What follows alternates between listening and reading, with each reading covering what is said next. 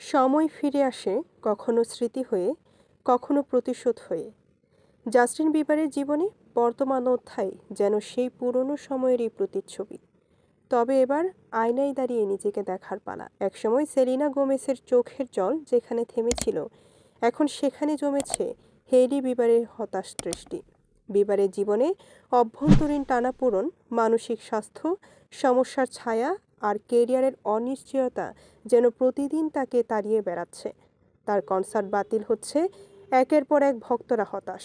এমনকি কেউ কেউ বলছেন, এই তো পতনের শেষ প্রান্তে দাঁড়িয়ে আছেন তিনি। কিন্তু সত্যিকারের পতন কখন ঘটে? যখন মানুষ নিজেকে ভুলে যায়।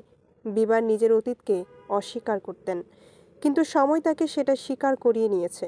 যে মানুষটা একসময় বলতেন, আমার জীবন আমার নিয়ম, তিনি আজ অন্যের সাপোর্ট ছাড়া পথ চলতে পারছেন না।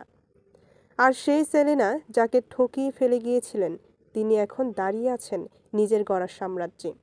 মাল্টিবিলিয়ন ডলারের বেয়ার বিউটি, নিজের প্রোডাকশন হাউস, সিনেমা, গান সবকিছু মিলিয়ে তিনি এখন এক অনুপ্রেরণার নাম। ডেস্ক রিপোর্ট, খবরের দেশ, বিনোদন ডেস্ক।